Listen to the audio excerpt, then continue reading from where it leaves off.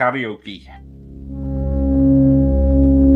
From creator Jim Henson, co-director Frank Oz, and Gary Kurtz, the producer of Star Wars, comes a unique world. A wondrous civilization and a totally new concept in fantasy adventure. The Dark Crystal. From a screenplay by David Odell and Jim Henson. Coming soon to a theater near you.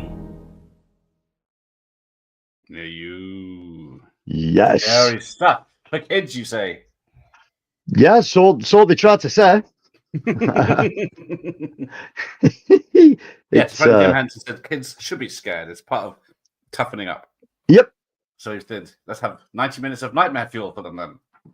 Yeah, hence why a number of his films flopped at cinemas. Hang on, I'll be right back. You discuss the film a second. Yeah, go for it. I can't see anybody in the chat, so I do apologise for that.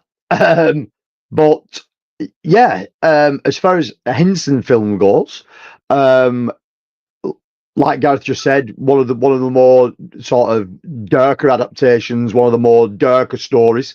And don't get me wrong, a lot of this, you know what I mean, out of the Muppet zone, was slightly dark and slightly off camber. But for me personally, I always loved it.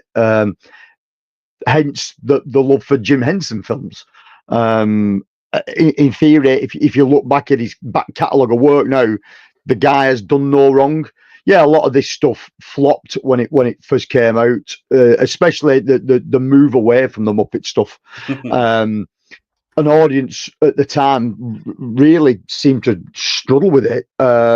Whether it was too advanced for its time and audiences didn't understand it, I don't really know. But looking back at it now, it's a work of a master.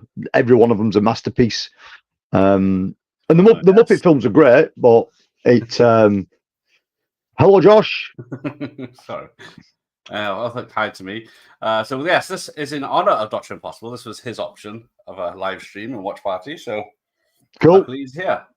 A bit of Welsh rarebit butterflies. Exactly. Good evening, Matt. Oh, he's working. How dare you? Oh, boo, Matt. Boo, what are you doing? Hi, Sean. Never had a kebab. Never had a kebab? No, not stupid. Right. Or ever been that drunk. But yes, no Jennifer Connelly in this one, which is another minus on my count for this film. So yes, I never saw it originally. Saw the trailer loads on the old rentals.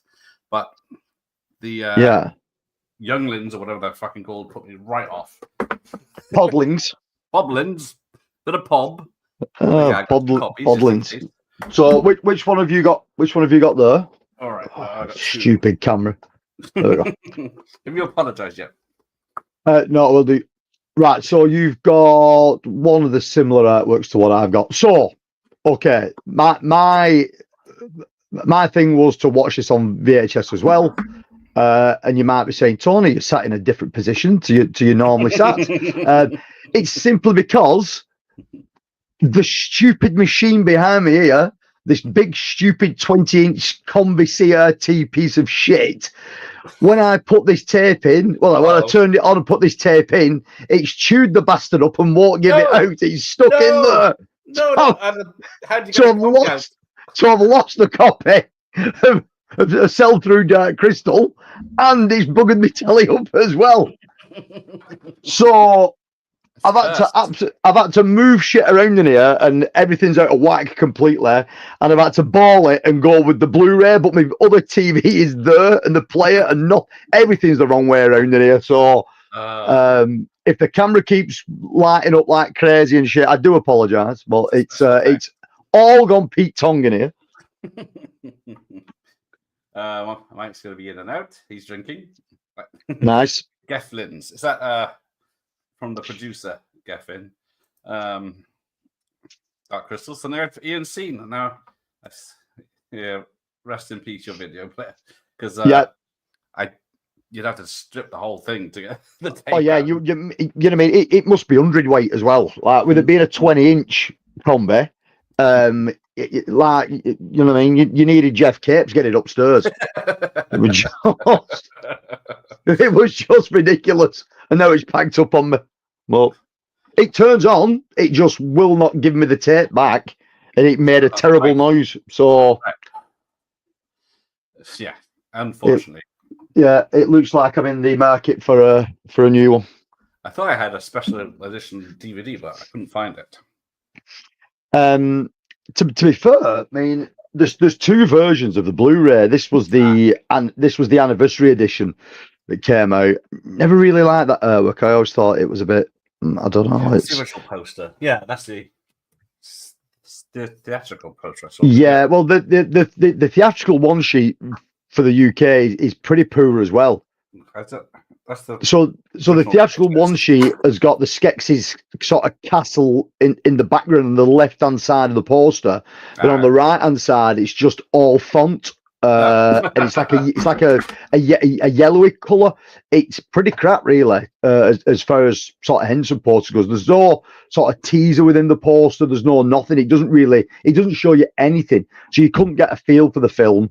Yeah. But there is another version of this on Blu-ray as well. There's just the normal edition that came out a few years ago, and this is the 40th anniversary edition. I mean, even that's a few year old now. Right. So this was 82. Yeah. Bloody hell. Yeah. So again, if you've got the special edition DVD of this, it's worth keeping hold of because there's some stuff on the special features on the DVD that never ported it over to the Blu-ray. So if you're into documentaries or behind the scenes stuff, then the DVD is still worth keeping hold of. Okay. Yes, I never get rid of stuff if I get the Blu-ray or 4K. I haven't got 4K yet, but if I get a Blu-ray, I keep the DVDs or VHS. Yeah. Just in case. For such occasions that that's why I have 2 copies of the VHS. Just in case. Right. So here we go. Is that static or is that the picture? That's the picture. So, it's not on my digital version. The fonts are on the top or pattern. Right. But that's impossible. Almost forgot the name of the actor narrating the opening scene. Irish actor called Joseph O'Connor. I seem to remember him playing Vickers a lot in films. So it's not Lou Grade, it's Lord Grade producing this one. Yeah. I've always really liked this one. It's like really liked even from being young. I don't remember seeing this at cinema. I think this would have been a rental for me. No, but it is standout. It's so. I mean, what I love with these is the way everything's shot. It doesn't feel like it's on a closed set. It makes it feel sort of vast and big. It makes it feel like a location rather than being a closed set. Yeah. And it's not just the stuff that's going on center of camera with the main characters. If you look around the screen and around the scene, there's so much happening and there's so much moving and there's so much interaction with just little things in the background that's irrelevant that just makes it feel like a real world. It's beautiful to watch. It's only because it was filmed in North Yorkshire that you're biased against it. Yeah, it's wrong side at Penards for me. But Christmas film in the United States, December 17th, 1982. Cool. But February 17th in 83 for the UK, which is weird, considering it's mostly a British film. Yeah. Let's have a look. Where has it gone? Yeah, $15 million budget, which is quite high. There was a lot of problems with the film. It had to be reshot, redubbed, bits of it. And that made 45 million back worldwide, which isn't bad, but it wasn't the success they'd hoped for. No, it's and like I said before, none of them really were. You know what I mean? This wasn't, Labyrinth wasn't. A lot of them, like I say, outside the Muppets universe, really struggled. And it's a shame because if you look at it, I mean, just this opening credit, this opening scene, It's a visual feast. You know what I mean? It's very well done. Yeah. But Yeah, I think the VHS is in widescreen. It's just they covered the black bars with that pattern. So right, it doesn't look fit. So it's not in. I don't. Yeah, I think mine's 4:3. The one I've got. I don't think it's widescreen. Because this is the original RCA release I'm playing. This was a Palace. Aha. The one I've got, the Palace release. What's my other copy then? It's a Columbia TriStar, so it's a lot later. I need to fill that in up back though later on. This video belongs to. Oh, yeah. Oh, it's very nice. I'll get my bar roll out. Now, yes, it is a PG film, so we will need your parents' permission. Yes. It doesn't say how old you have to be to watch it on your own. It just says you need parental guidance. Yeah, so my mother says it's okay. I got a written letter off her. In that piss poor handwriting. Yeah. Yeah. Looks like it was written on the bus. Yep. Which probably was by one of my friends. Hey, Rob. Two favorite chaps. And you got Ramon's here. Good evening. Did better than Labyrinth then. Yeah, he didn't. He thought go a bit lighter, put some songs in it, but yeah. Yeah. Yeah, we've got the epic score by Trevor Jones. Yeah. With the London Symphony Orchestra. But yes, 82. Yes, this came out the same month or as E.T. So that fisted this and the Thing. Yeah, it shafted a lot, didn't it? But to be honest, if this had been the only film in the year, I still think it would have struggled a bit. Yes, parents did not appreciate how dark it was. Yeah, and I just don't think they understood, did they? Really, I think that's the top and bottom of it, because everyone associates Henson and the Henson Company with the Muppets. Yes. Let's be honest. In 82, that's basically what you're seeing. So, what will you've had at that point? You've obviously had a couple of series of the Muppet Show. You've had the Muppet Movie. You've had Muppets Take Manhattan. Was that before the Muppet Caper? Because he did the Great Muppet Caper at the same time as he did this. Did he?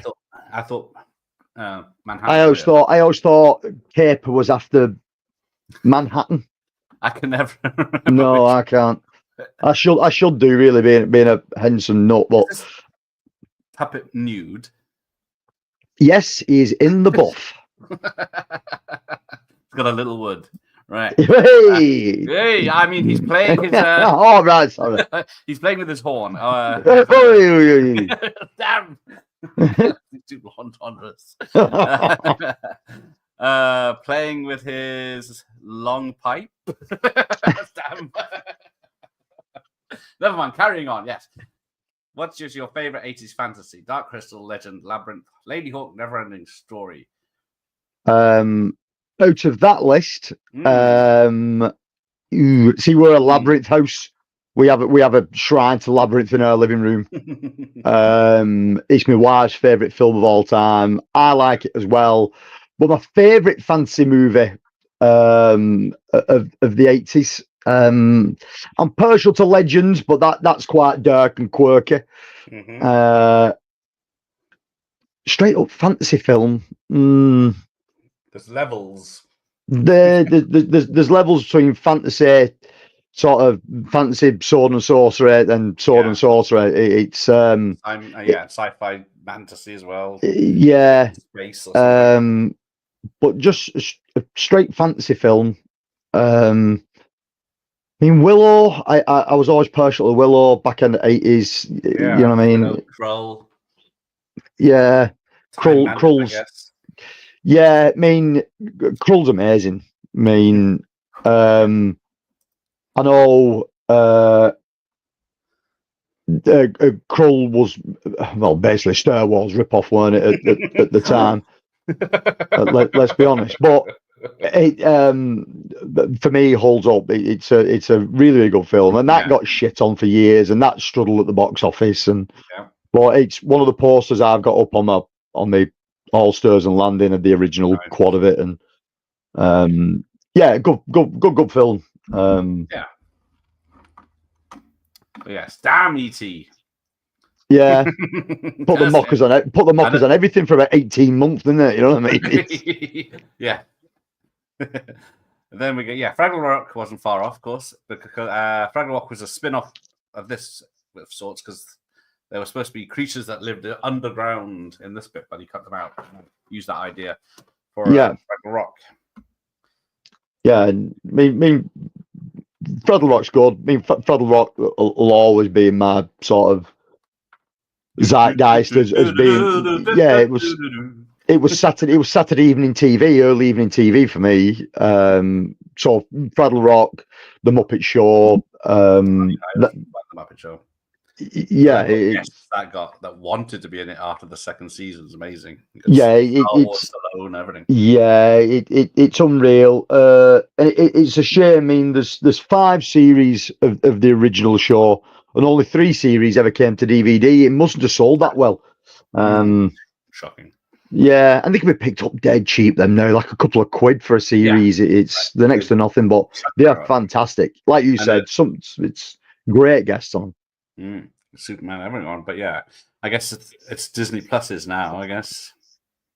Yeah, and Henson have tried with Disney Plus. You know what I mean? They did. What was it called? Age of Resistance, which was the prequel to this. No, I really liked it. A lot of people really disliked it. What I really liked about it was at the time that it came out, every episode was back to back. It dropped all at the same time. But at that particular time, I'd put my back out, and I was on a heavy dose of medication. And because I couldn't move because of my back, and the high levels of tramadol in my system, I watched it all back to back in a day. I thought it was the best thing I'd ever seen. Like, now going back to it off the opiates, it's okay, you know what I mean. But with a few opioids in you, it was amazing. But it's a shame, really, it didn't take off because it looks exactly the same aesthetically. It's beat for beat the film. It's really good how they can take effects that were like you said from 1982 and make them modern but still keep the sort of aesthetic as how it looked. I personally enjoyed it, but it really struggled, I think. Has all the other Henson stuff that has come to Disney Plus, the new Muppet Show that was on there. Yeah, they tried bringing that back. Yeah, and they sort of did it so it was like it was skipping around YouTube. So they were like small skits on like individual Muppet character channels on YouTube, and it was though you was flicking around and going from one to the other. Concept's really good. It never really hit on any level other than the Swedish Chef. The Swedish Chef segments were amazing, like because they were bringing some brilliant guests in to cook with him. They had fucking Danny Trejo on one of them, cooking fajitas and tacos, while Swedish Chef's just going mental in the background. It was brilliant.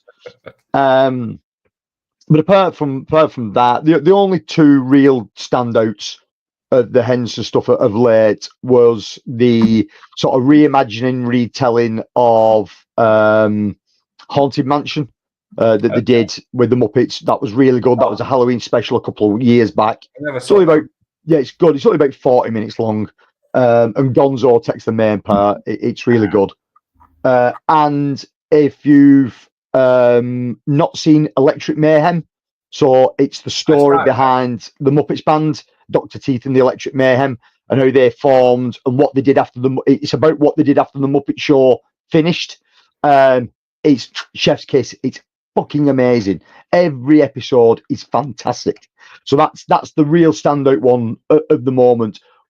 Whether Henson they'll do more of that kind of stuff, I'd like to think so. Where they pick individual characters from the Muppet Show and just run a show about one person, about one character and their interactions with the people. I'd like to see that. I think that works really well.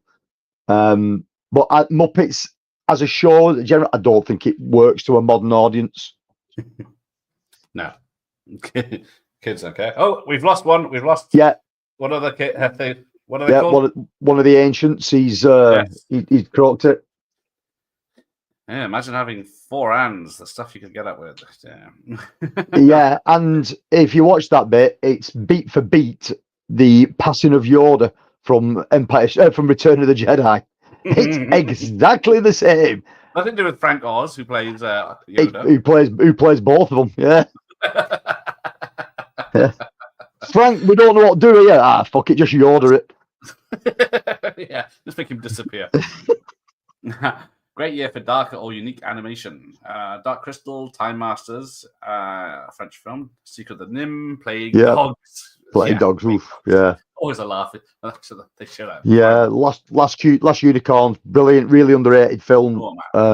Really good. On the Snowman, you can't go wrong with that. It's every Christmas watch for us, isn't it? Apart from it's Northern. Right. Each one of the cinema. Walt Disney lumped it in with a double watch of The Watch in the Woods. Fuck, those are the Jesus. Yeah. Let's try and find 2 of the most fucking polar opposite films and do a double bill. I mean, Watch in the Woods I do like, but it could be so far away from Tron if it tried. Yeah, which one are you going to watch first? Oh, Dr. Impossible Light Age of Resistance. The scope was incredible, but for $100 million, it should look stunning. But it was a fitting prequel because, yeah, I really enjoyed it. Yeah, this had a comic book adaptation by Marvel, which they all did back then, film-wise. And then I think I had a comic book sequel of sorts in the 2000s based on a script that they were going to use, even though they said there'd never be a sequel. Yeah. Tied it all up. Yeah, I mean, you just look at the work on the Skeksis there, and it's like, you know what I mean? Modern stuff doesn't come close. It's well, no, you've got real sets, puppets everywhere, people in costumes on stilts and everything, bent over. Because when the crab people come in, they could only wear the costumes for 5 minutes because they were so heavy, and then they had to be hung up in the costumes to take the weight off. But let's have a look at where this came in 1982. Right. Number 1 was E.T. Surprise. Still come in the top. So I'll give you 100. Oh, so it did quite well. Yeah, I mean, it's got within the top 15, surely. Ooh, swing and a miss. Below 15? Well, that surprised me. Top 25. Yes. I cheated a bit at 16. Oh. Even still, a kid's film of this quality, you'd have thought, from the Henson Company, you'd have thought it would have done more. Annie. Man, when you see them podlings that have been drained, that'll scare the shit out of any kid. The kids like a good scare, don't they? That's why we've got Cannibal Holocaust. Right. So Tootsie at number 2, Officer and Gentleman, Rocky 3, Porky's, Star Trek 2, 48 Hours, Poltergeist, Best Little Whorehouse in Texas at 9, and Annie at 10. Oh, wow. And then you got for the top 20, Verdict, Gandhi, First Blood, The Toy, Firefox, Dark Crystal, Conan the Barbarian, so it beat that, and The Sword and the Sorcerer. I guess that must be a re-release, mustn't it? Best Friends, and Richard Pryor, Live on the Sunset Strip.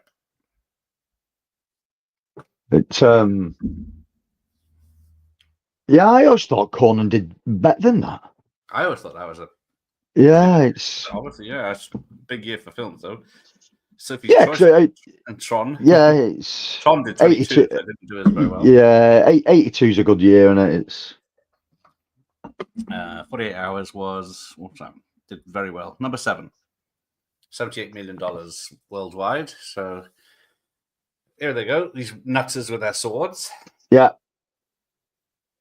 So yeah, we had although the death of the Emperor was ripping off Salem's Lot a bit, where he starts dissolving into a skeleton and then into dust. That will scare kids as well. So there you go.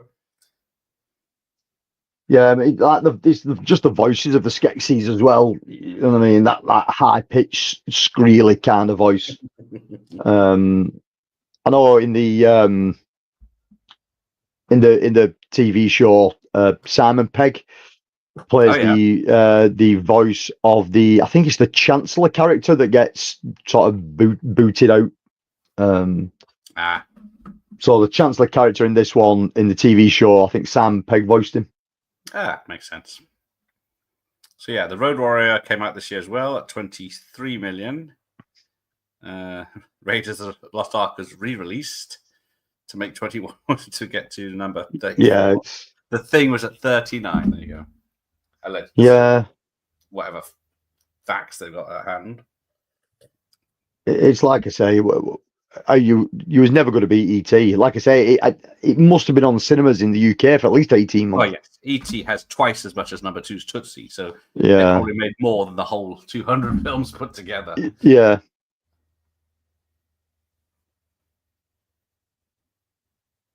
I mean, for so long, I always thought that ET was the first film that I'd ever seen at cinemas. And that's what I truly believed until I had to do some research for, I don't know if it was a video or a stream I was doing. And it turns out that it was never ET at all. It was Condor Man. That's what I think. Yeah, that was 2 years prior to ET, 1980 Condor Man. Yes, that's all Morris shot the Dark Crystal. I went to see Morris give a lecture on his cinematography on Fiddler on the Roof at the Hall in Cornwall in October 2001. But you couldn't mention this. Oh dear. Yeah. This is where he gets stripped and assaulted by the others. I thought they were ripping him apart when I first saw it. Yeah. Yeah. Morris bought his Oscar for Oliver that day. They have to hold it for 5 minutes. That's a long time to hold someone's Oscar. Yep. Hurry! Okay, chest is ahead.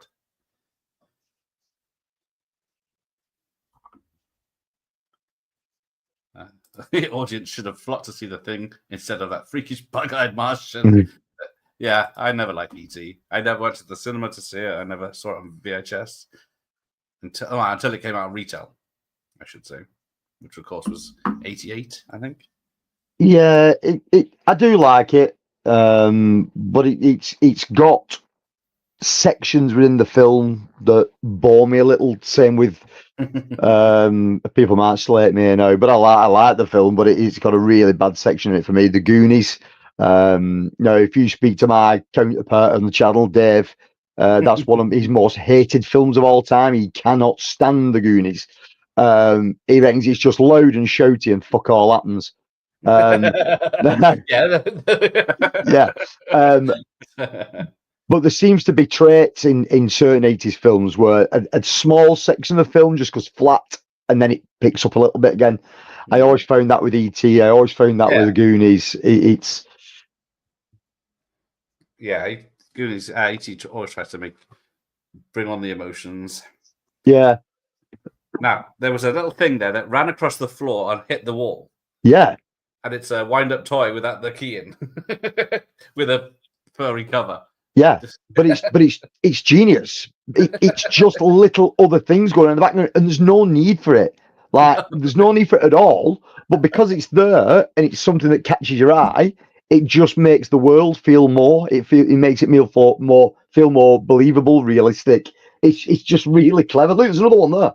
Like, just it's like what's it? Balls of fluff, just legging it about. Little robots in the Death Star that go around. Yeah. Yes.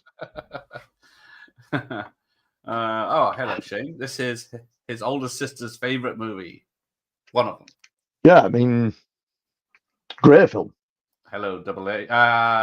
Hello, Double A says evening VT and Virgin. So I think it's a spell checking machine thing. It's all right, mate. I'll take Virgin. Virgin. I am not a virgin. If I was a virgin, how would I know what a girl's bottom looks like? It looks like, yeah. By looking in the mirror. Damn it. Right. Anyway, we're not discussing. I can watch Cannibal Holocaust and not bat an eyelid, but the snowman melting and I'm in bits. Yep. Every year, you know what's coming, but that last bit at the end where the music changes and he looks out the window, done. That's Good riddance, I say. Right. I like E.T., but I never loved it, especially because of the thing. Oh, biasness. Well, there's got this the bloody eyeball coming out, looking around in a hand. Yeah. Yeah, nothing to do with that. I won't be sleeping tonight. No, I'm kiddies. Oh, yes. Oh, Blade Runner. That didn't even. Where the hell did that come? I thought it would have done. It didn't beat Young Doctors in Love at 23. Pink Floyd's The Wall at 33. Sorry, 23, 33. That's a bizarre film. Yeah. Death Trap, Peter Pan re-released, Zapped. Death Wish 2, of course. Then 48. Grease 2, Star Wars re-released. Secret of the Nymph at 52. Grease 2 at 51. Halloween 3, 53. Beastmaster 55. Empire Strikes Back re-release at 57. What the hell? What am I looking for? Blade Runner. Blade Runner. Did it? Am I looking at the right year? Or I just can't see the wood from the trees here? How do you spell Blade? Oh, no, there it is. 27. Just beaten by Victor Victoria, but ahead of Airplane 2, the sequel. Snow blindness. So that's another one. Blade Runner, fantastic film. Looks amazing. Absolutely dull as dishwater. You see, that's weird. I loved it as a kid. I couldn't get enough of it. I used to rent it like weekly on the old Warner box, but I can't explain why I like it. I don't know if it's just the visuals, music. I think it's a bit of everything in it. But if you strip it down as a film, it's boring as hell. Rutger Hauer makes that. Yeah, he's great in it. Oh yes, Dot and the Kangaroo. I remember that, but I don't want to. I remember the name. I don't want to remember what happens though. But Double A says never seen this one. Can you recommend it? Did you like Labyrinth and Troll and? Yeah, if you like any of the Henson fantasies. Yeah, any of the Henson creature stuff, really. Yeah, you'd be all over this. It's a good little story. Visually, it's fucking stunning. I know it's going to upset someone, but there are little people in this being employed to be the Gatlins when they run around. Yep, for the proper live shots.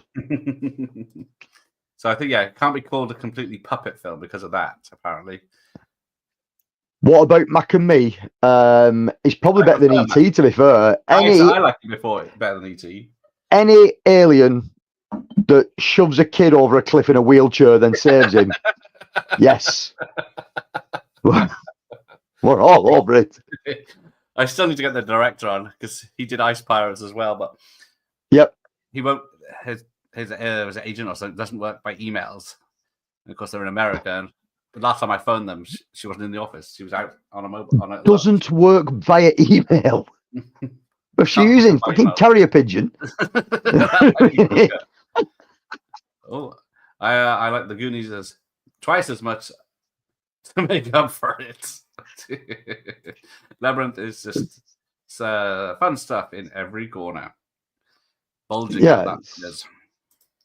yeah, like I said, we have a shrine to Labyrinth in our living room. We have an original UK one sheet. We've got an original German embassy poster, Taurus poster.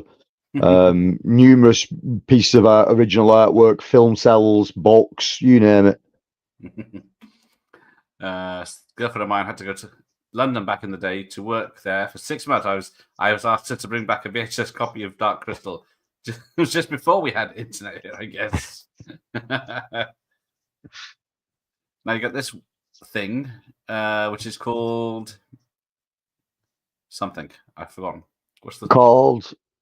This woman thing with the horns. She's called Morag the Witch. Well, I was going to say Morag, but that sounded like take the high road. Oreg. Yeah, that's it. Yeah. I think I named it. I don't know. Yeah. The one-eyed monster that she is. The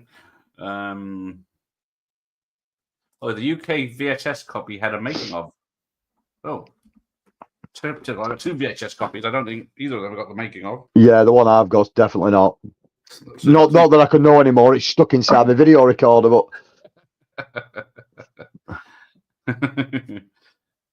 oh no. I went to the Odeon in Camden to see the thing in 1982. Hardly anyone was in the cinema. Universal in the UK didn't really promote the film very well. You could have said they buried the marketing. Ugh. Bastards. Well, the VHS cover's not much to go away either. yeah. Doesn't help it. I mean, Uh-oh. there's been numerous good covers done over the years for the thing, and all it's like alternative art. But the original is pretty enough. Yes, there you go. Send them a fax and tell them Josh Simmons loves Ice Pirates. Even though Macam is clearly dog shit, I have more fun. That's the thing. I think I have more fun. And it's quite clearly sort of some of the best sort of fast food marketing you'll ever come across. Yeah, every time you go to a McDonald's, you expect them to be a dance-off. Yeah, but it's just fun, innit? There was a few of those kind of films that were like VHS staples back in the day in rental shops. There was another one that I can remember that was, I can't remember the name of it, and it was a Macamee ET crossover rip-off, but it looked like a Henry Hoover. So it was like an android alien thing, but it looked like a Henry Hoover. Is that a canon film by any chance? Possibly. I can't remember the name of that. Yeah, and I can't remember what it's called, but there was loads of them back in the day. They were just churning them out. Yes, the dance scene from Macamee haunted my dreams. Yeah. The real Ronald McDonald, I think, was it the woman one? I can't remember now. Oh yeah, the Meatballs 2 alien wasn't very convincing. Yeah, she is terrifying. And then the attack of the crab monsters. Yeah. I think the designer said, yeah, he was eating a lobster that night and he was rearranging the shells to make his design for what these monsters would look like. I think the idea for this came from Henson in 1978. He was snowed in a hotel with his daughter and they couldn't go anywhere or do anything. So he just sat down and started writing. And then we get the basis for this. Although originally the female one was going to be blue skinned, right? For the to be similar to the Hindu gods. Oh, nuclear! He's got nuclear. Nice. So there's a good documentary on Disney Plus about Jim Henson and the Henson Company, and to go along with that, they've released a book called Jim Henson's Imagination Illustrated. Wow. Hey, Muppets. Yeah, and it goes through everything. It like pretty chronological, really. But it goes through this kind of stuff. It goes through all the Muppets. It goes through Labyrinth. It's Muppet Babies. It goes through it all. And I only watched Muppet Babies because it had clips from Indiana Jones and Star Wars in it. They always used clips from Fox. Yeah, they were also going to make her, when they weren't going to make her whole body skin blue, they were going to make her hair blue to be a social justice warrior. So back in 82. 82, yeah. So, is she a bit of a Mary Sue in this? Because she can suddenly has wings. Yeah. In theory, there's if you've not seen the TV show, what the TV show does, it within the Gelflings, there's subspecies of Gelfling. So a Gelfling that can fly, a Gelfling that lives underground, a Gelfling that lives in the mountains, a Gelfling that. But what you find is, bit by bit, they're being eradicated. They're becoming extinct. Right. So the story ends where this starts, and you think he's the last Gelfling, but you're not sure from what tribe kind of offshoot he comes from. She obviously comes from the ones that can fly, and they were quite rare. Right. So yeah, I mean, it is good. It's definitely worth watching the TV show if you've not seen it. Yeah, So he's sitting there wishing he was all like singing like Orville. I Yeah. wish I could fly. But I can't. You can't. I can't. We found the level.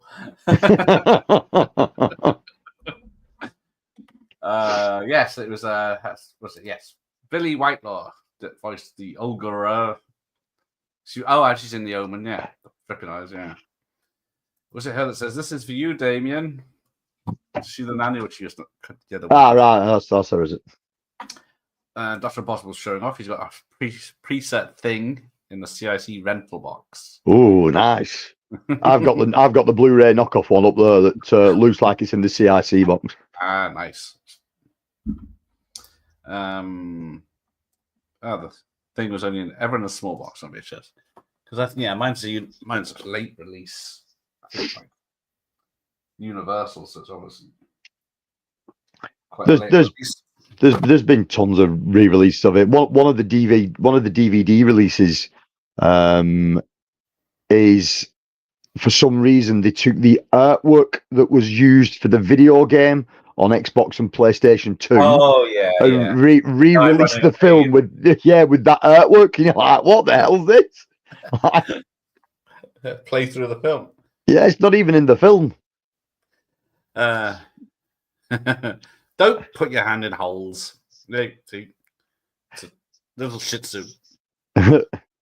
What's that? Still looking for a copy of the 1980s fantasy movie.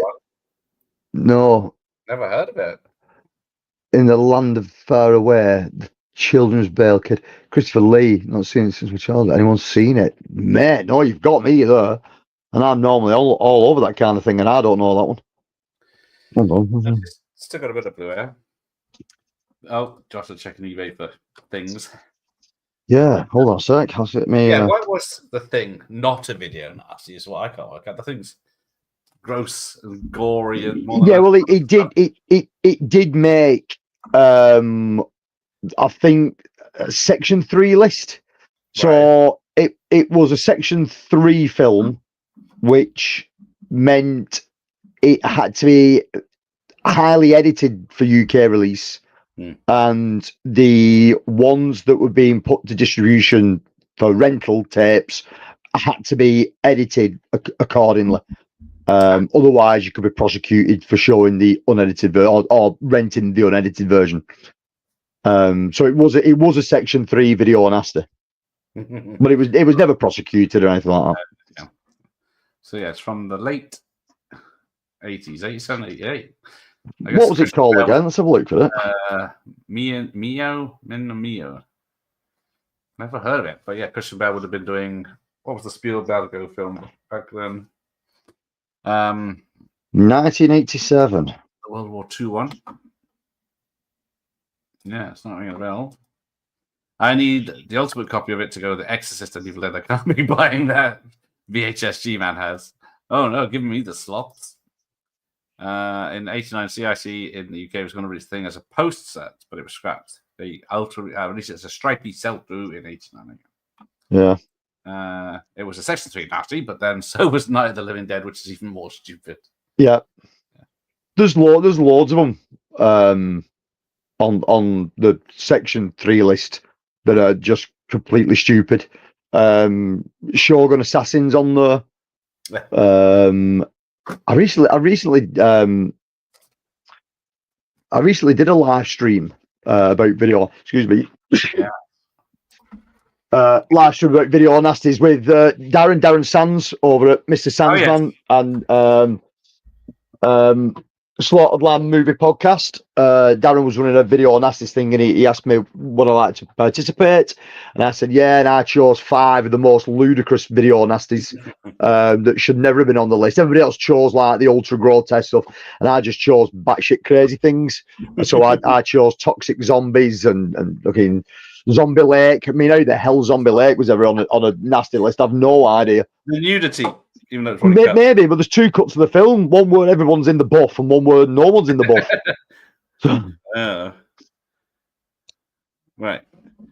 Using my technology of a book,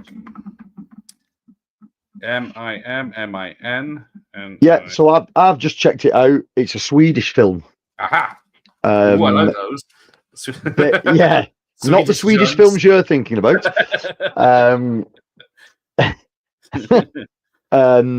Yeah, it's based on a story from 1957. It says. Yeah, it's not. Art style. I've no idea. I've never come across it. Yeah, interesting. It's got Christopher Lee and Christian Bale on it. Mm. Right. Do you have a favorite character, Stacey? Welcome. Favorite character within this film? The little yappy dog. Yeah. The dog's quite cool. It's hard to say, isn't it? I'm not dead. Yeah. Like I say, Ulrich, whatever her name is, the witchy third eye woman. She's quite cool because she doesn't take any shit. She just tells it them like it is. Yes. The ancient ones, they're quite cool looking at. You know what I mean? It's like £3 of weed and a bag of mush, isn't it? It's they've got that kind of vibe about them. Yes, wild statements been thrown around tonight. E.T. is a 5-star classic. Blade Runner is film art, and The Goonies is classic 80s entertainment. We're here to disagree, apparently. Yeah, it's all subjective. It's everything that anybody likes is subjective. Because I was as a child. I liked Time Bandits and Labyrinth and Lady. Yeah. As I get older, I would like them less, which is a shame. Yeah, see, I've always liked them, and the older I get, the more I like them. It just Time Bandits. Yeah, Time Bandits is brilliant. So well written, so well acted, and to get the actors of the time to get into a little film like that is just brilliant. Exactly. Yeah, they never wouldn't be allowed today, which is so odd. Yeah. I mean, Sean Connery was just chatting with someone one day, and he was like close to where they were filming, and he went, "I can nip down for a couple of hours if you want." And they went, "Yeah, Sean, come on down." So just rocked up for a day, just film some stuff because they nothing else to do. Brilliant. But it's really well done. The only one of those sort of like handmade films of the fantasy genre that I can never sort of get my head around was Baron Munchausen. Yeah, I saw that. Never did anything for me, and it should have done really because it's like my kind of humor and that and stuff. But don't know, just never clicked with me. Time Bandits is ace. I did watch it last year. A cult classic for sure. Yeah, and then they woke it up last year or whatever. Yeah, just that didn't last 2 minutes, did it? It was like the Willow. It was like the Will. Yeah, character's more important. Yeah, just make some bullshit characters up. Willow did the same thing, to be fair, and ruined that. Yeah, I mean, I watched 3 episodes and I thought, Warwick, I absolutely love you. You're a brilliant man. You've been in some brilliant films, but please don't do any more acting. Like it was cringeworthy. He's acting in it, but he does the leprechaun. Yeah, and the leprechaun. But yeah, it was terrible, and like they had to throw the diversity thing at it as well as.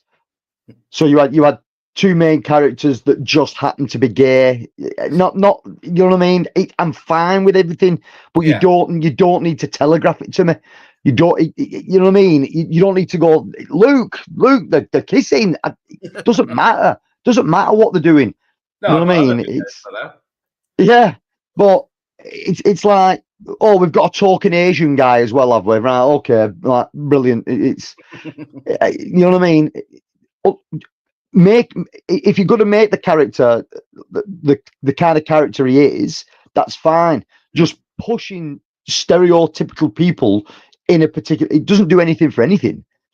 You know what I mean? It's I don't know. It just didn't work. Hence why they pulled it off Disney Plus. It's not even on streaming anymore. They knew what they'd done. And same with Time Bandits. They, you know what I mean? Yeah, you never did.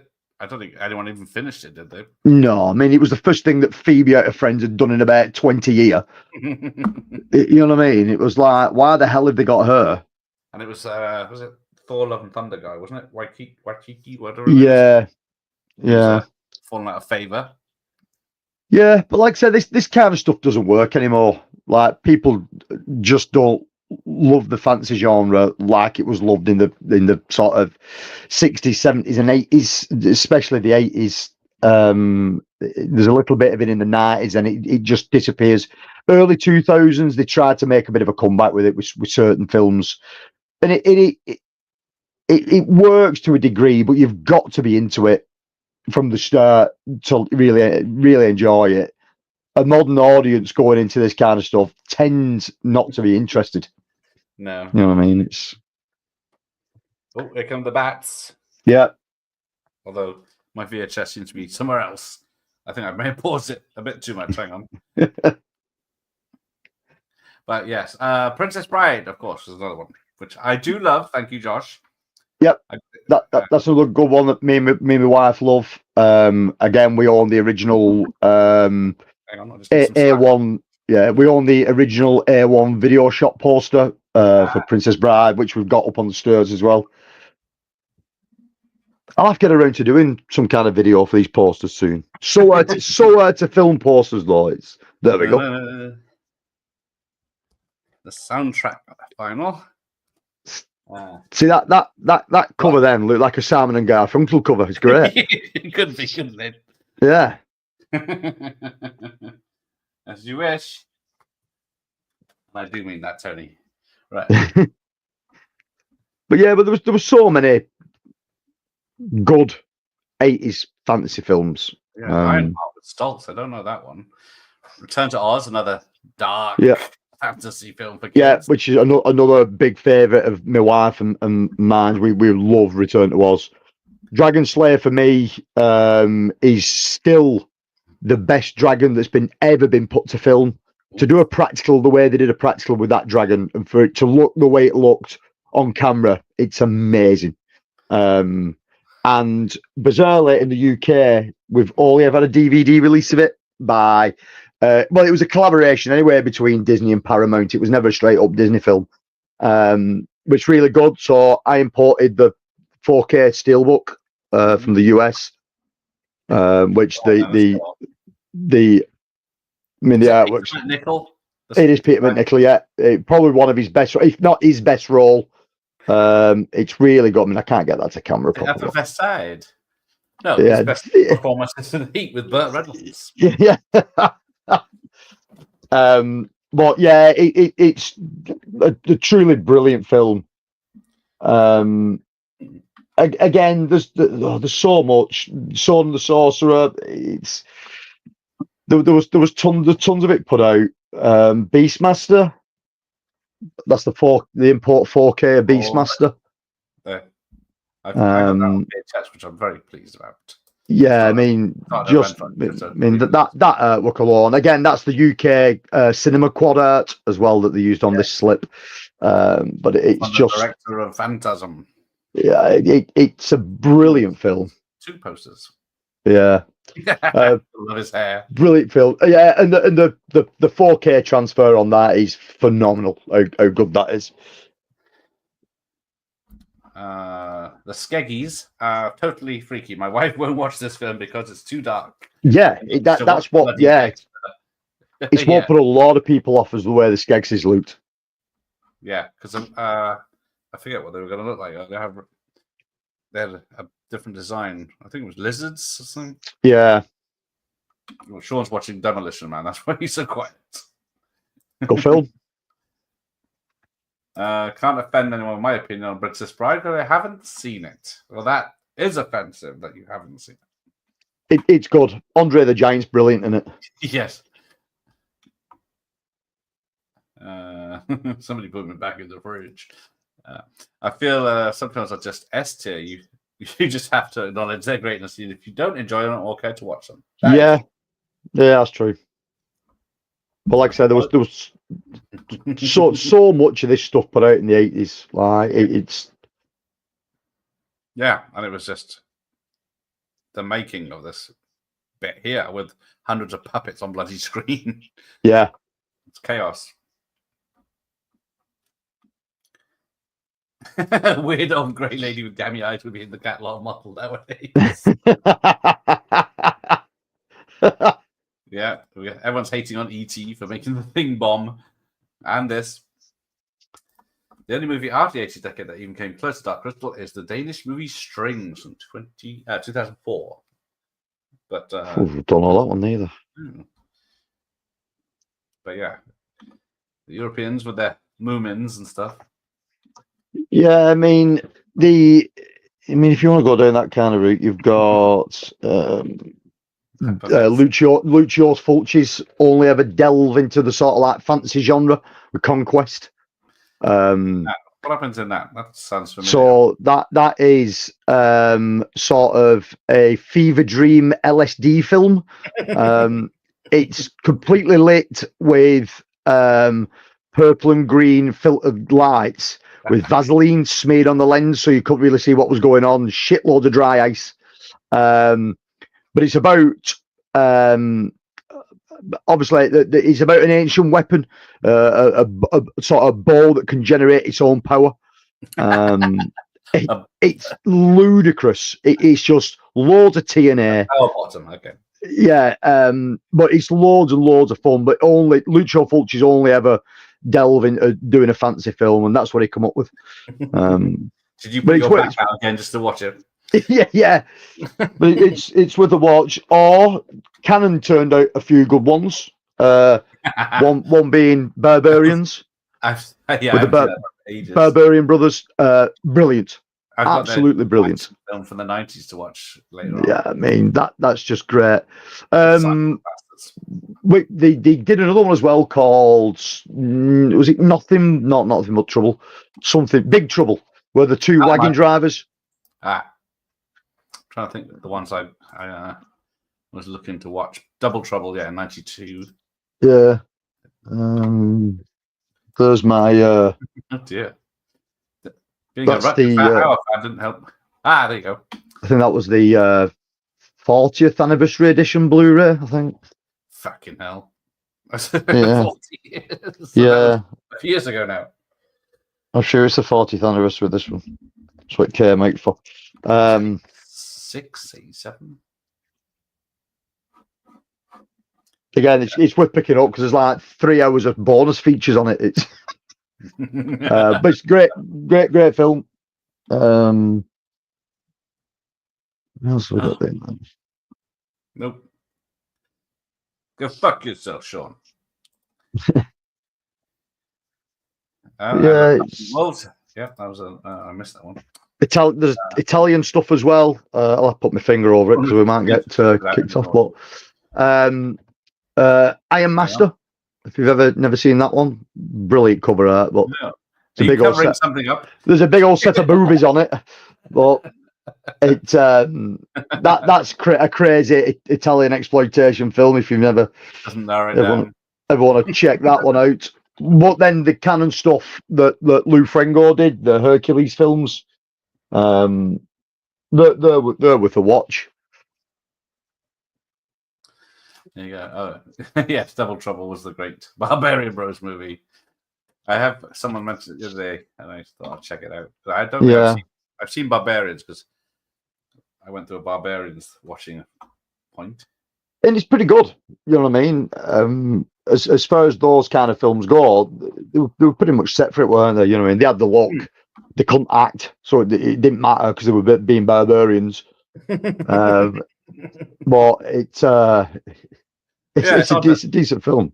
Barbarians took off because even Conan didn't do that well, but then there was loads of imitators, so they must have made some money back. Yeah, it's a pity they never really carried on with the Conan franchise. I think they thought it was the first one was a bit too bloodthirsty for the second one. They wanted to tame it down so they could get a PG rating on it, and they tamed it down that much, and no one was interested. They do that every time, don't they? Same with RoboCop and all that. Rambo, even nearly had that when he went 15, I guess, but he went up to an 18 and cut in the UK. Yeah, Hulk the Slayer's a big pile of shit. Oh, my favorite film of all time. Hold on a minute. Ah, shit, we set him off. I forgot about that.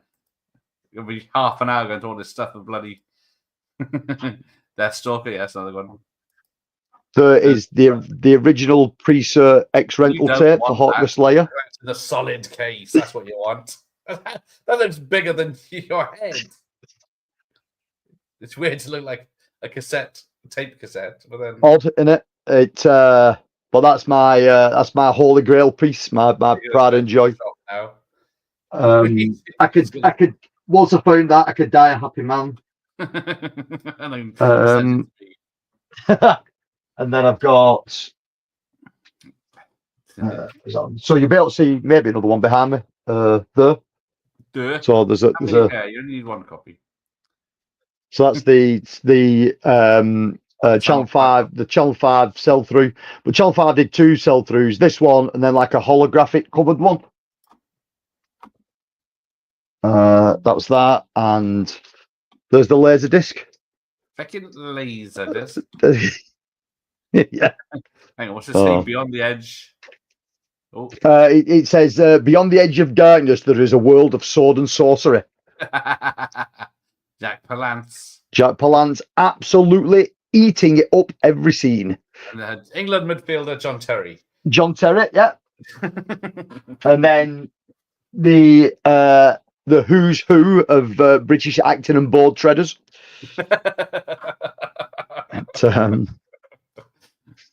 Every man and his dog in it. I do have Krull, but I said the lot. Yeah, I have Krull. Krull is, hold on. Hang on, is this different or is this just me? Because my VHS shows this as all orange, but the digital copy is showing it all lit and bright with no orange. So that's there it is. That's the Blu-ray of Krull that came out. In any film ever, and it's used twice. Yeah, it's up there with one of the biggest MacGuffins ever, isn't it? It's like, it's cool as shit. He puts his hand in molten leather for it, and then it hardly gets sported about and uses once. Like, you'd have been mowing everybody down with it. Yeah. Yeah, fucking heads flying off everywhere, you know what I mean? Yeah. But no, it just waits till the end of the film and then lobs it. But it is a brilliant film. And again, that's just full of the who's who of British acting as well. Train, Liam Neeson. Yeah, like a really young Liam Neeson. He's about 19 in it, isn't he? Yeah, he's Excalibur as well. Yeah. Excalibur's another really good one that was put out by the same company. Really excuse me. Yeah, I mean, Excalibur was the one that was the step up film for me. So I'd gone through Hawk the Slayer and Beastmaster and Dragon Slayer. I'd gone through all those kinds of stuff, and I'd seen Conan the Barbarian for the first time, and I was like, wow. And I must have been telling my dad, and my dad went, "Oh, there's this film called Excalibur. Go and hunt that down. Try and find that out. That was a good one from what I can remember." And my dad's not into film at all, really. Odd Western and stuff like that. And I found a copy of Excalibur, X-Rental on a car boot sale. But I had been about 12 or 13. Bought it, took it on, put it on. I was like, boom, boom, done. That was it. It's just amazing film. Like, unreal how good that is. There you go. We'll go pop it bigger. Pop it? I can't make it bigger. This is as big as it gets. Oh, no. There we go. Give me a minute to warm up. There we go. That's cool. The Reprise O Fortuna from Carmen Baruna.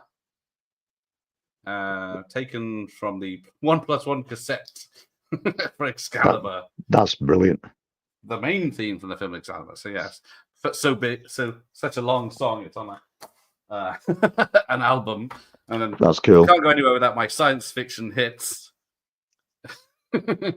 That's it as well. Funky versions of the Alien theme or Moonraker, Dark Star, or Day Earth Still with a bit of funk. This is the album for you.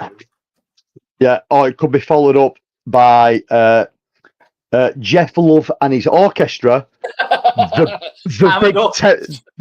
the Big Terror LP, That's the cover and a half, featuring movie themes from such films as Airport 75, The Towering Inferno, Days of the Concorde, Poseidon Adventure, The Executioner, Jaws, Earthquake, Rollerball, The Exorcist, Death Wish, and Psycho. Brilliant. Too good. They knew how to make soundtrack back then. Oh yeah, that was too good to turn up for 50 pence. Oh, you know what I mean? I'm on that all day long. What am I looking for? Yeah. Well, you got What about my big war movie thing? See, the brilliant. Yeah, the theme from the Green Berets with the escape march from Great Escape, Dam Busters, Longest Day, Where Eagles Dare, Lawrence of Arabia, The Guns of Navarone, and then you got your suspense movie themes with Shaft. Somehow is a suspense movie. Shaft. Wow.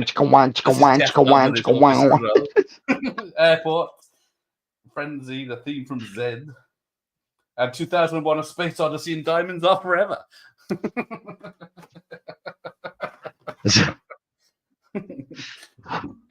Yeah, there's not enough of those sort of like compilation albums being found in charity shops anymore. I'd love to know where they've all gone. Yeah, they're 10 a penny back then. I saw a Top of the Pops one in the charity shop the other day, and it was literally nipples. Very obviously. Yeah, the 60s, 70s ones, and then were ace. There's a charity shop near us that's a homeless charity, and they have this like dead cool sort of like Uber friendly sort of vinyl setup, secondhand vinyl, and it's all in like fancy wooden crates. And when you start digging, 90% of what's in there is just crap Top of the Pops LPs, like all the 60s and 70s ones. Yeah, I think it's got just this full song on it. Just full of Pam's people. Yeah, just some terrible cover version. Big Terror LP, yes. Whipping out the big ones tonight, yes. There we go. Yep. Sheena with a short with stripes on it to pass for a zebra, yeah. Yep. I don't, you know what? I don't think that's had an official UK release on Blu-ray. There might be a DVD of it. I think might be. I don't own a copy. There's definitely not a Blu-ray. There's definitely no upgrade to it. I'm surprised no one's picked it up. Yes, Sean will be showing off for hours. Get your own channel, Sean. with it, yeah. If we don't watch it, because we'd all be jealous. Yes. Yes. I wouldn't be on it because I'd be turning my camera off and rage quit. Fan of Explorers. I used to be. Love it. I used to love it, but yeah, I haven't seen it. I watched it once a few years ago and I didn't enjoy it. Yeah, see, I really, really like it. It's a crazy little film of two halves. It is. I don't know where my copy is unless it's. Well, I had to get the Shout Factory Shout Select edition from the US because again, there isn't even a UK DVD of it. Oh. Sorry, Explorers. Giant rabbits on stilts are attacking. Yep. Which are freaky. Yeah, people complain that the Gafflins or whatever they are, their faces don't move. Yeah. They're not rubberized enough. They're just mouths smooth at the most, but yeah, that freaks people out. What do you think about Mirror Mask, Wigan? Mirror Mask. I was going to say, not the one I'm thinking of. Mirror Mask. I don't think I know it. It's not ringing any bells. 2005 film with Neil Gaiman. It's got Rob Brydon. It's a Neil Gaiman film. Yeah. British American dark fantasy, directed by Dave McKean. Mirror Mask. Oh, I'm just going to tell it. It looks horrible. It's in freaky. Oh, there she is. She's flying. Yeah. I didn't know you could fly. Wings. He's thinking, why have I not got wings? You're a boy. Mirror Mask. Oh, it's gone woke. Yeah. Turn it off. Yeah. Mirror Mask. Actually, it's gone woke and then reverse woke without two genders now. Right. Well, I don't know that one. It's some like weird 3D CG. Yeah. It's like a nightmare fuel for a start. Yeah, don't know that one. I mean, I would say the best thing, fantasy-wise, there's a new film that I've watched in years. Is this? Oh yes, Flight of the Navigator. I love it. Flight of the Navigator. Is a film called Headhunter. Absolutely brilliant. It's basically this particular town's protector. There's obviously demons and beasts within the world, and he's the protector of this town, village, city. You don't really see much of it. When he's called upon, he has to go and vanquish said beast. And you never see him vanquish the beast. You see him tooling up to go out, and then you see the aftermath of what he comes back like. But he'll always come back with a trophy, so it could be the head off something, it could be the arm off something, it's the heart of something. And you only ever see him and a couple of other characters, really low budget, but shot beautifully. The score on it's great. The attention to detail on the armor and the weapons is unreal. It's really, really good. And there's a story behind it. That one of the demons takes his daughter, and he's never been able to vanquish this demon. He manages to kill everything else, but he can never kill this one demon. And one day, he's called to arms, and he turns up, and it's this demon that took his daughter.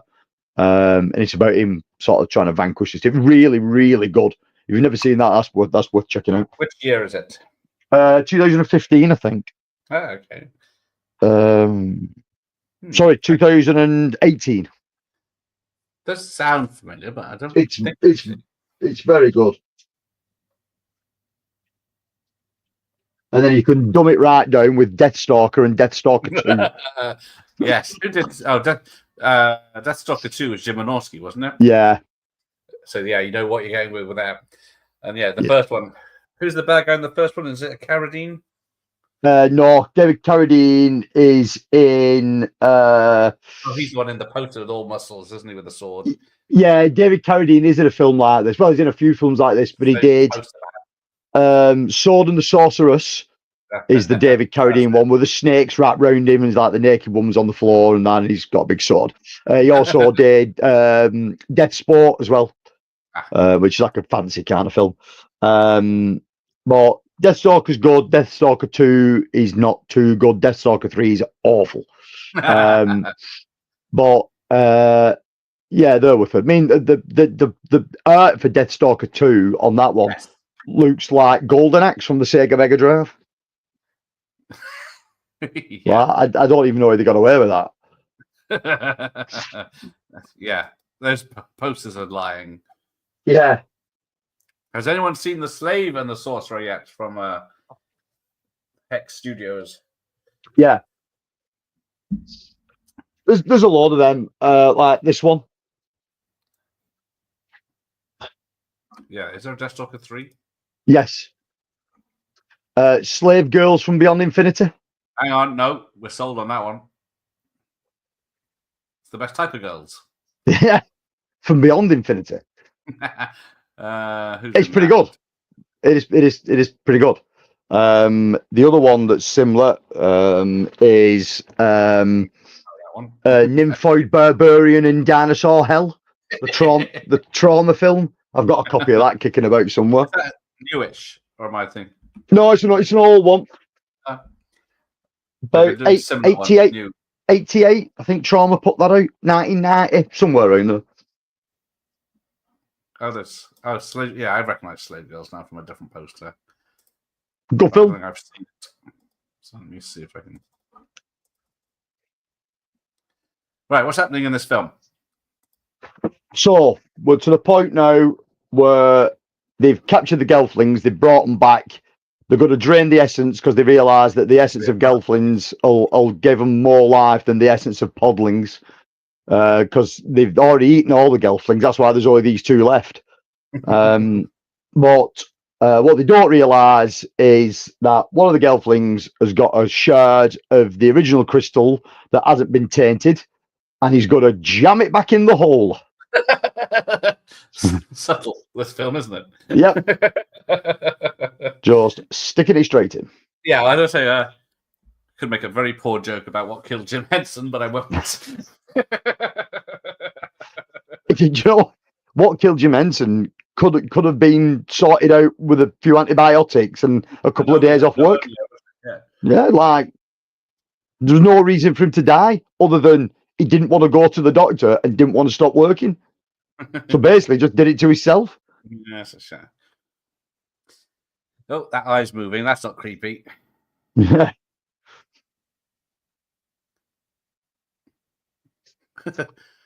She looks like the thing with many eyes from Big Trouble in Little China. Yes. Yeah, that's it. I think Deathstalker 2 always had that artwork. So Golden Hacks as questions to answer. There you go.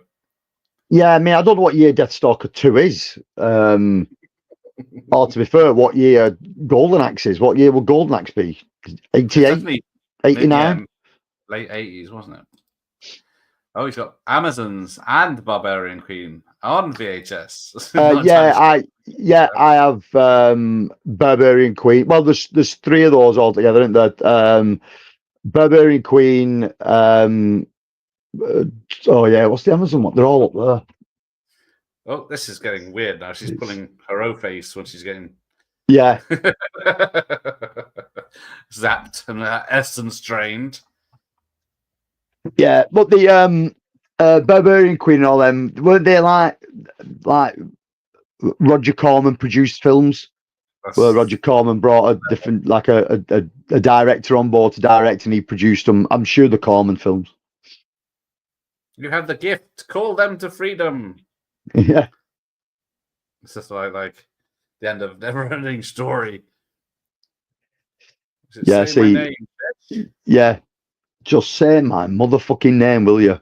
You know what I mean? You wouldn't have to go through all this. Just when I watch that, I say, I don't know her name. What's her name? What's she going to have to say?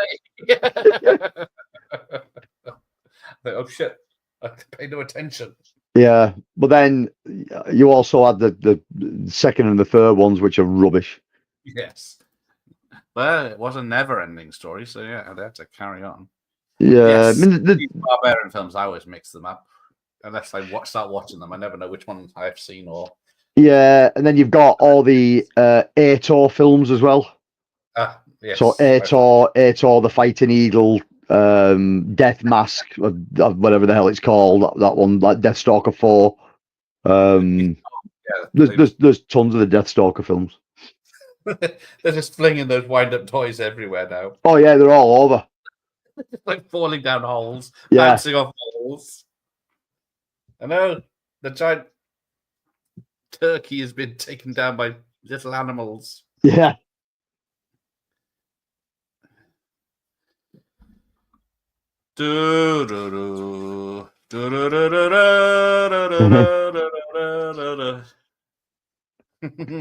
Best hair in the 80s. Oh, Gore. I watched Gore a few weeks ago with them. Oh, Oliver Reed. Oliver Reed, yes. That was a struggle. Yeah, it's not much happening, and it doesn't have any nudity to keep you interested either. Yeah. Have you ever seen the French film Star Night? Medieval times, power struggle between two families, and then out of the blue, a spaceship crash lands in the middle of it all. That should happen. Yeah, and the guy that gets out is a humanoid-looking alien. But they mistake his spacesuit for armor, and they mistake his ship for a dragon. No. Oh yeah, Still Dawn. That's another one. You think? Swears it's post-apocalyptic. Yeah, but nothing happens. Yeah, it's nothing happens till the last 10 minutes of the film. Yeah, I think he's just been building up to this thing all the way through, and it wasn't working. Yeah, It's Mad Max meets some kind of fancy film meets low budget in the desert. You know what I mean? It's nuts. I do like it. It's not the best thing you'll ever watch, but it is fun. Yeah, I think we mentioned Salute to the Juggler was better than that. Salute to the Juggler's amazing. Amazing film. Oh, Flash Gordon, of course, yeah. That's a sci-fi fantasy, isn't it? Yeah, Flash Gordon. We went to would that have been the 50th anniversary screening of it last year? I think. Or was it the 45th anniversary? I don't know. We went to an anniversary screening of it last year, and that was cool. Flash Gordon, yeah, which came out 10 years before Flash Gordon, but it looks like it could be in the same universe. Yeah. Well, isn't there? I think there's 2 Flash Gordon films, isn't there? There is one in the 70s, one in the 80s. I think I got both of them. I may just have the first one on VHS, but it's heavily edited, I'd imagine. Yeah. These fecking beetles, or whatever they are. Everywhere. Oh, then we get little people climbing. It does work how they... Because normally it's off, but then it's so good for the puppets. Yeah, it is really, really good. Bit of live action, though. Happiness is hard to find.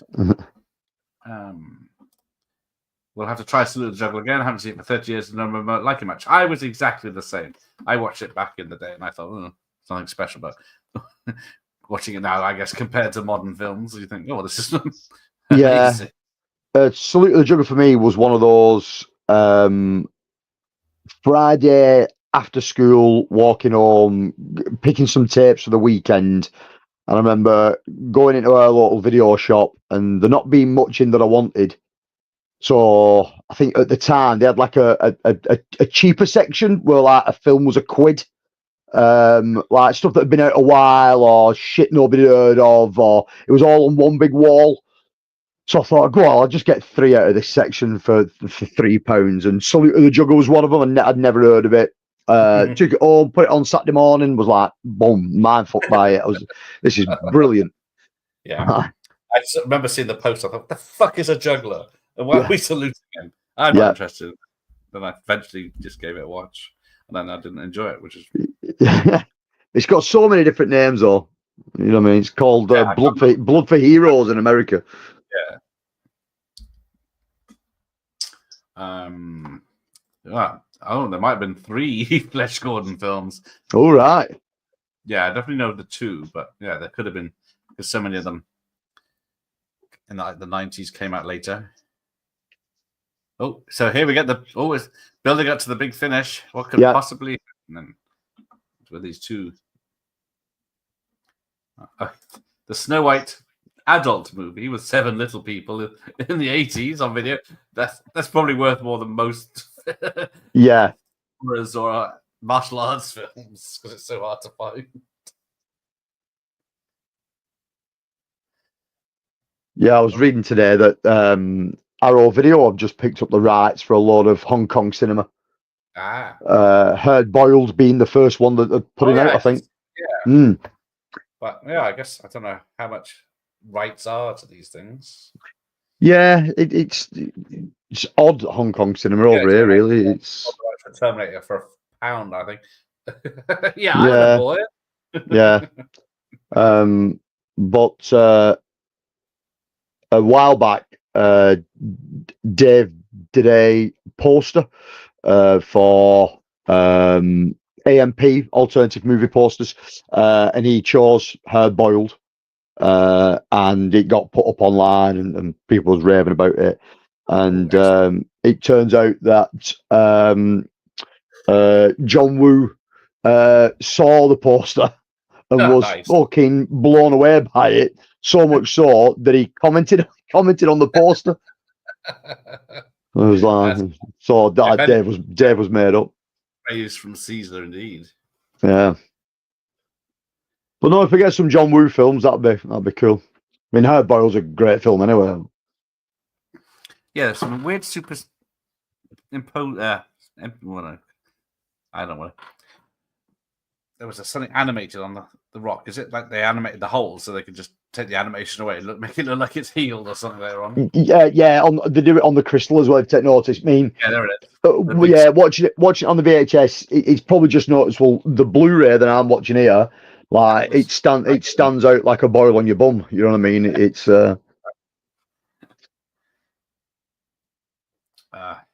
I think that's the problem with putting this stuff to Blu-ray, and there's a 4K of this out as well now. I wouldn't want to watch it in 4K. It'd ruin the illusion of it. I don't care what people say. This kind of stuff should be viewed in a dirty format. You know what I mean? It's because I was looking at the VHS. The coloring it's quite dark. This is very bright and well lit, and then that's dark and just red lights, and this is like like the Blu-ray. It's clean. It's that clean. It's too good. It's just showing every imperfection up. On a film like this, you don't want to see that. No, you can see this. I did see some strings earlier as well. So, you can see the wires holding the crystal in place, and what's his face from Rocky Horror? If this is about crystal mazes, right? Richard what's his face? Richard O'Brien. Yeah. Mother. Mumsy. Yes.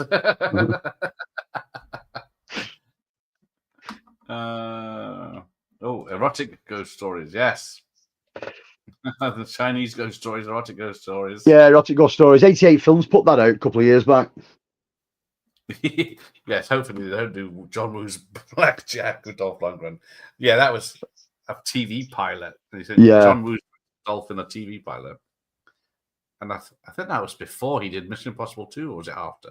It's around that time. Oh, I'm not sure. The long shots of the castle look ropey, even on VHS. Yeah, you want to see it. You want to see it on Blu-ray. Gelfling, you die. Yeah. 2 Gelflings. Yeah. We eat tonight. Oh my God, the prophecy has come true.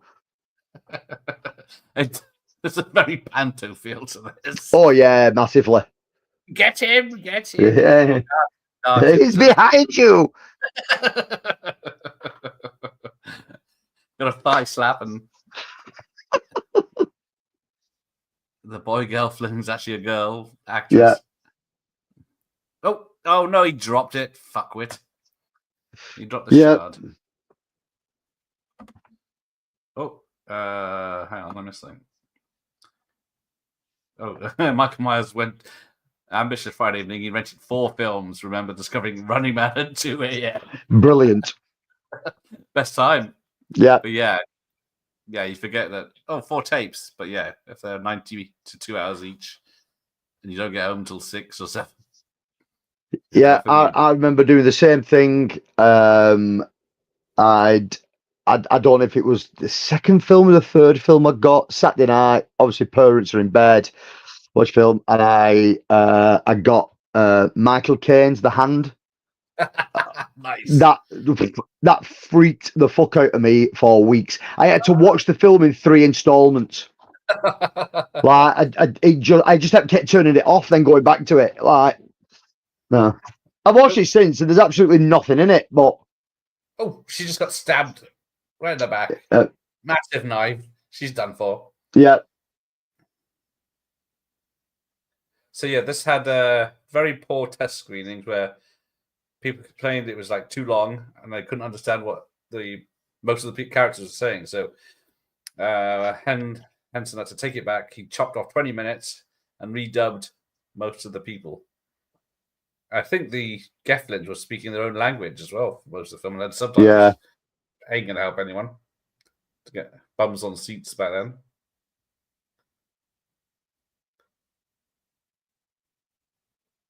There he goes. He's waiting.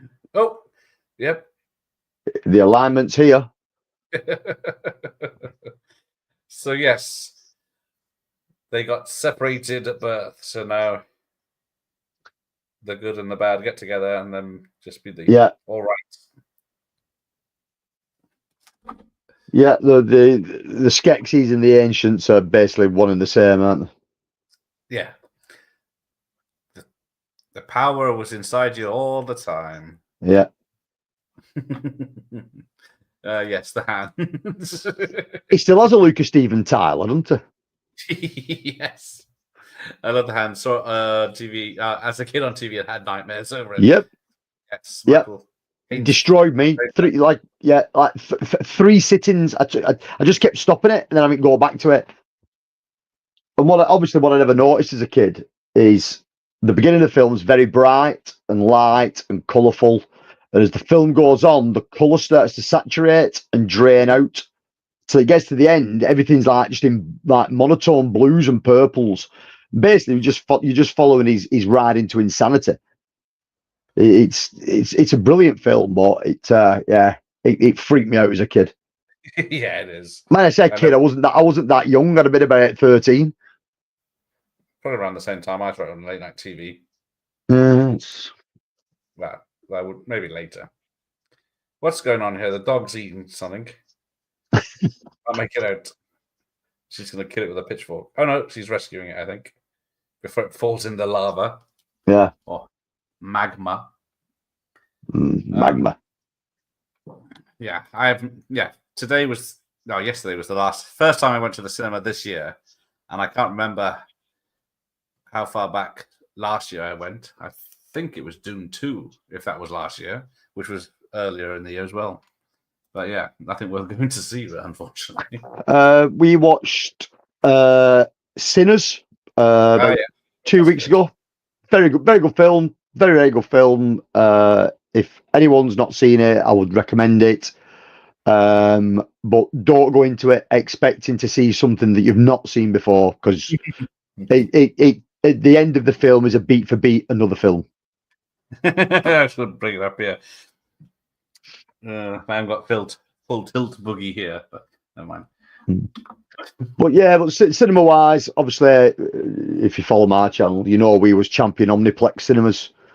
Like we was going to town with them guys, really good people that worked there, and then the company as a whole just shifted the pitch of how they wanted to run as a company, and we didn't like it, so we've ditched them. What's going on here? He's entering him from behind.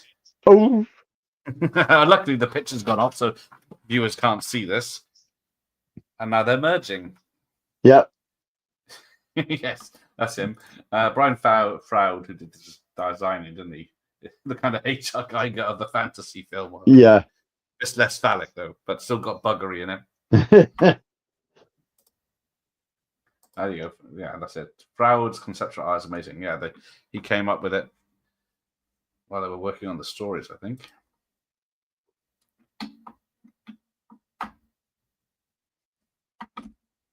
And then they turn into these weird tree-like things. Yeah. They're more freaky than the other two species. Yes, exactly. They're with long fingers and long arms, and somehow their clothes changed as well when they put back together. Yeah. But they're more crystal skulls, dimensional. Yeah. That's it, isn't it? It's... Yeah. In our arrogance and delusion, we shattered the pure crystal, and then, I'm holding a corpse here. Fix this first. Yeah, sort her out, will they? I've done all this for you. At least you can do is bring her back to life. But we're whole now. We're all great. We're good and bad together, so we make our own decisions. Yeah. The crystal's fixed. You can piss off. Yeah. Your mutant gelflings. He's the last one. He thought he was the last one, and then he met her, and now he is the last one again. So yeah, full circle.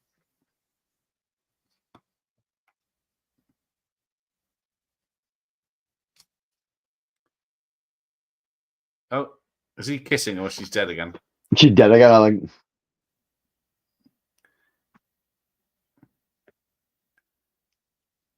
Oh, some finger waving going on.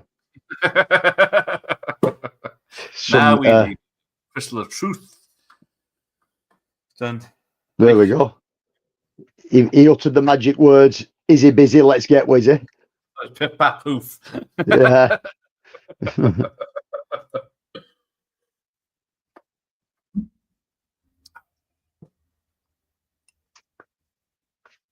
And then yeah, they piss off somewhere with the crystal. Yeah.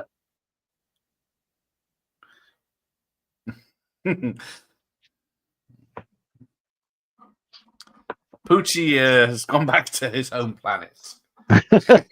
Never gonna return ever.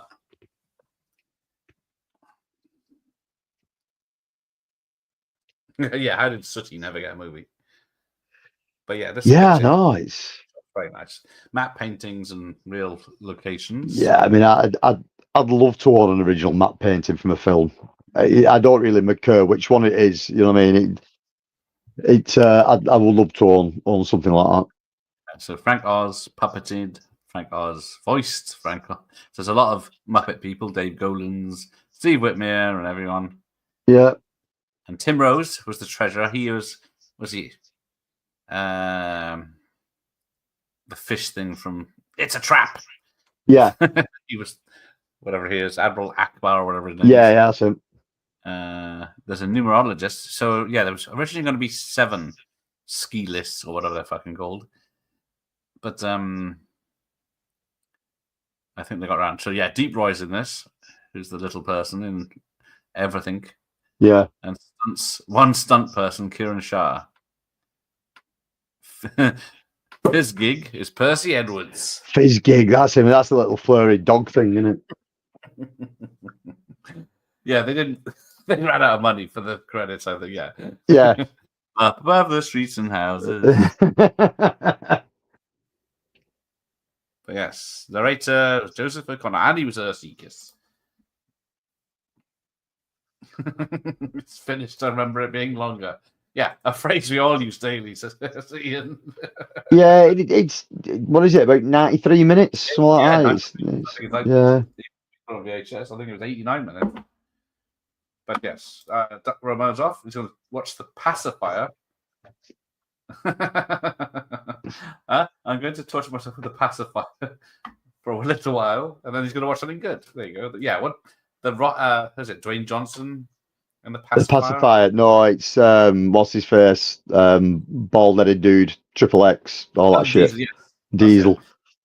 Was it The Rock did? Damn, what was the kids' film he did? Tooth Fairy. Was it? Tooth Fairy. Yeah, it was. Yeah. God, The Rock. Some of his early stuff's not too bad. His later stuff, Jesus. Yeah. Stop The Rock. Can't stop The Rock. But yeah, he's got an A24 film out about a UFC fight or something. That was in the trailers yesterday. Yeah, they've like made him up, haven't they? He looks like a completely different guy. Yeah, he's got like a full head of hair and. Yeah, so Ben Burt did the special effects sounds on this, like he did in Star Wars. Yeah. I think, yeah, Gary Kurtz did the producing. He did Star Wars as well. So, yeah, the VHS, I think, had different credits. Yeah, there you go. The Rock is doing A14 now. Oh. Yeah, I mean, A24 films have just sort of plummeted, haven't they, recently? You knew it was a staple of being good, but...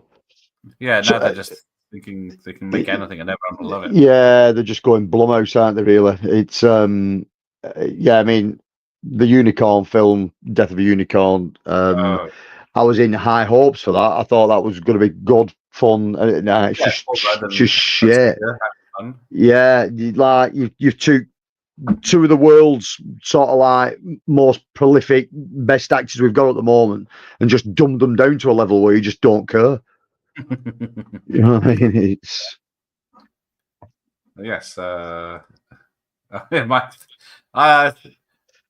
just fly by because there isn't that much story. They have to just get from A to B, and like most of these adventure films, it's the journey on the way. Industrial Light and Magic, that's it. Industrial Light and Magic did the scenic matte paintings. Yeah. It's in color, Technicolor, sorry. Oh, it's better than Titanic. Well, you're welcome. It was Dr. Impossible's choice. So thank you, Dr. Impossible. Yes. Because I've got Ishtar to do for Yeah. France. Got what? Ishtar with Dustin Hoffman and Warren Beatty. And I think, what was Michael Myers?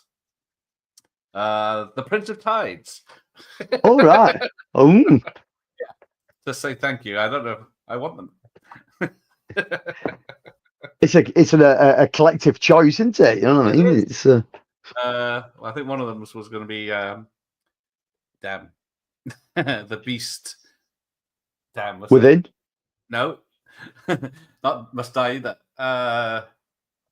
The Video Nasty one with the Nas eyes. Oh, Something. Oh, yeah, the Nazi exploitation film. Yeah. Oh, exactly. The Beast in Heat. Thank you, Michael. Beast in Heat. That's the one. Yeah. I mean, very fine talking about that without being taken off YouTube. Yeah. Let's just say all you need to know about that film was the Beast eats someone pubic hair. Like that's enough. That's all you need to know. It's violent, vicious rats as well. Yeah, it's done. Actually, rats, because when you look up close, the gerbils. Yep. No, yes. Okay. The Babysitter's Dead. I enjoyed, and then you got Adventures of Babysitting, which are two of the different babysitting type of films I see on my. Yeah, they're both brilliant, but my favourite is Don't Tell Mum the Babysitter's Dead. That's a great film. We made that one last year, didn't they? I believe so. Yeah. Oh no, Adventures in Babysitting, wasn't it? The one that redid last year. Yeah. I can't remember. Yeah, that I always enjoyed Adventures in Babysitting. The posters are knockout for it. It's great, but that's one of those films that goes a little flat in the middle. There's a lull in it, and then it picks up again. Yeah. But yeah, well, I think the Ishtar and Prince of Tides does depend on if I come back from the woods, because I'm going to be watching this out in the woods. So, that's the way to do it, because myself and Dave at the moment have got this idea. Now, we're doing some stuff with Wigan Council. We're going to be hosting some nights for Wigan Council. Our first night is the 21st of June, where we're showing Night of the Living Dead, but we're showing it in an old Victorian library. So the council, for some reason, seem to think that we're quite good at this. They've obviously never been to one of our events. But so if this one goes all right, me and Dave are going to push for showing the Blair Witch Project in October in the centre of Wigan Park. On a big screen. Everyone rocks up, brings their own chair, brings their own food, stuff like that. It'll be a free event, but the park will be shut off. You'll need a ticket, and we're going to show Blair Witch Project in the middle of the woods in the park in the dark. So that's what we want to do. It's scarier than Cherry Blair. It's nothing scarier than Wigan Park. Yeah, you got to clean it up. You don't want to know what's going on there after dark. Like a love nest.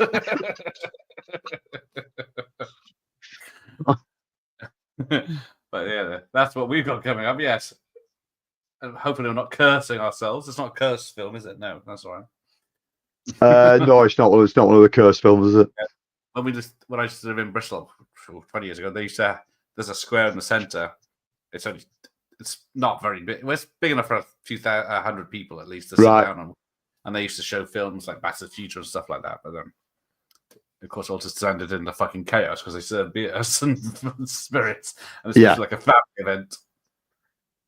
Yeah, I mean, we've got these ideas of trying to do stuff like that around here. There isn't much that goes on in Wigan. Wigan's not the most diverse place you'll ever come to, but the people that are into this kind of stuff are massively into it. So we have got a following around here. And if we can do some stuff like that, the beauty of our stuff is it's always free. We never charge anybody anything for it. So, you know what I mean? It's just me and Dave talking twaddle for 20 minutes, then we show 2 films. So that's my channel. Yeah. I sit here playing with myself while no one notices. Right. Oh, could be, yes. Could do Slender Man. Oh, yeah. never seen that. But yes, we shall see. I think I can't remember when I booked it, but obviously I can change mine quite easily because weather dependent. Yeah. When is it? Blair Witch on Saturday the 7th. So yeah, I gotta. If the weather's nice, I'm not sitting on the pissing rain with my laptop in the middle of a dark woods. So are you actually projecting it onto something, or are you just going to No. sit with you're just sitting with your laptop in the woods? That's on the tablet. Because if you TV get any will be dog, on here, safe and sound, watching the video. if you get any dog walkers coming through that woods at that time, and you've just got a laptop on your knee, I mean, Yes, it's going to be interesting. yeah, somebody's going to be phoning the police. Yeah, there's a man watching people missing. It's all right, officer. I've just found a couple of copies of Razzle. Oh, that would be peak. Like that was an old Fiesta. Well, I did. What did I do? Return of the Living Dead in the Graveyard on the Cliff. Last year now? That was scary. I didn't take a good enough torch with me, so it was just me lit up by the laptop, and then I can't see anything because I'm blinded by the laptop light. When I turn around, my eyes hadn't adjusted. And it was I take it the people in your area know the crazy stuff that you're up to. Like, do they not know the kind of person you are? Like, we're known round here for doing stupid shit like this, but because it's not a public event, it's just me up on a hill in the night by the sea. No one was around by the time I got there just before, well, as it was getting dark. Sometimes they have massive spotlights that light up the church. I was hoping they'd be on, but they weren't. Right. So pitch black, top of this hill. It's a very steep slope, so it's all. If it's dewy, it's slippery. And then I pack up and leave, shut this thing down, get down as quick as possible, drive home, unpack, and realize I left my laptop in the graveyard. So to go back, torch in hand, go. Brilliant. Hoping there's no one there. Oh, and then run back down the hill. Yes, if I'm on the news, it's all your fault. All you people watching. Yeah. Hopefully it's a short film, so the laptop should last.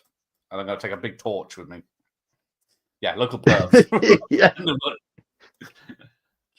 I was just having a piss while I waited. But yeah, they were disappointed. They would have seen me if I could have been stark naked. You wouldn't have been able to see me. Listen, I don't know. I don't know what the situation is around here. I might interfere. Filming YouTube live stream officer, honestly, not OnlyFans. Right. Let's say goodnight, Tony. Good night, Tony. See, British home are the best in the world. Right, there we go. Thank you, Tony, and we'll see what happens next month. Thank you for having me on again, mate. It's always a joy and a pleasure and fun. It's always nice to have you. Hang on, disturbed middle-aged man has mental breakdown in the woods. Believed he was a YouTuber. Very popular. Watching Blair Witch. Yeah. Are you sure you don't know me, officer? Do you know who I am? Look at me. Look at me. I got 10,000 subs. I don't have a plaque yet. Anyway, enough harassing me. Good night, everyone. Bye, everyone. What am I doing? Oh, yeah. Even better tomorrow night. Unmasking the Idol. James Bond with a baboon. Oh, hold on. Don't press anything yet. Hold on. Oh, yeah. The limited edition 4K Vinegar Syndrome release of Unmasking the Idol. So we are doing a double screening of this. It's a sequel. I found out too late. Yeah, but we are doubling it up with this. Hold on. I'll be quick if I can find it. Hold on. Here we go. So we're doing a double feature of